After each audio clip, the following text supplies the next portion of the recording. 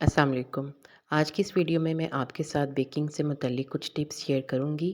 اکثر خواتین کو بیکنگ کرنے کا بہت شوق ہوتا ہے اور خاص طور پر کیک بنانے میں خواتین بہت دلچسپی رکھتی ہیں، لیکن یہ شوق سارا جھاگ کی طرح بیٹھ جاتا ہے جب کیک پر کی گئی محنت رائگاں چلی جاتی ہے۔ جب کیک پر کی گئی ہر طرح کی محنت کے باوجود بھی کیک نہیں اٹھتا، بیکنگ مہارت کا تقاضا کرتی ہے۔ بیکنگ کے دوران چھوٹی چھوٹی غلطیاں تمام محنت پر پانی پھیر دیتی ہیں۔ ان چھوٹی چھوٹی غلطیوں کو نظر انداز نہیں کرنا چاہیے۔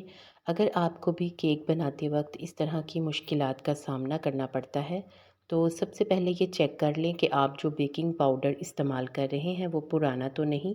پرانے بیکنگ پاؤڈر کا استعمال کیک کو خراب کر دیتا ہے۔ اس لیے کیک کا چھوٹا ٹین خریدیں تاکہ فوری طور پر استعمال ہو سکے۔ اس کے علاوہ اگر کیک کی ریسیپی میں بیٹنگ کا لفظ استعمال ہوا ہو تو کیک کے امیزے کو بہت اچھی طرح سے بیٹ کریں۔ اگر کیک کے امیزے کو بیٹ کر کے فلفی نہ کیا گیا ہو تو کیک نہیں اٹھتا، اس صورت میں بھی کیک بیٹھ جاتا ہے۔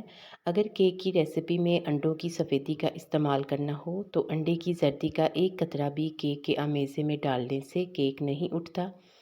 زردی ڈالنے کی صورت میں کیک بیٹھ جاتا ہے۔ اس کے علاوہ اوون کا درجہ حرارت بھی بہت اہم ہوتا ہے۔ اوون کا درجہ حرارت چیک کرنے کے لیے تھرمامیٹر کا استعمال کریں۔ اگر آپ پتیلی میں کیک بنا رہے ہیں تو اس صورت میں بھی تھرمامیٹر کا استعمال کر کے درجہ حرارت کو چیک کر لیں۔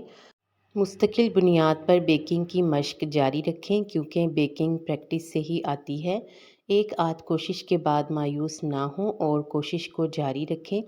ایک آدھ بار جب آپ کوشش کریں گے تو آپ کو خود ہی اندازہ ہو جائے گا کہ آپ کہاں پر غلطی کر رہے ہیں۔ امید ہے کہ آپ کو یہ معلومات پسند آئی ہوں گی اور آپ کو اس سے بھرپور فائدہ ملے گا۔ اس لیے ویڈیو کو لائک کر دیں اور مزید اچھی ٹپس کو جاننے کے لیے چینل کو سبسکرائب کر کے گھنٹی کا بٹن ضرور دبا دیں۔ آپ کے تعاون کا شکریہ۔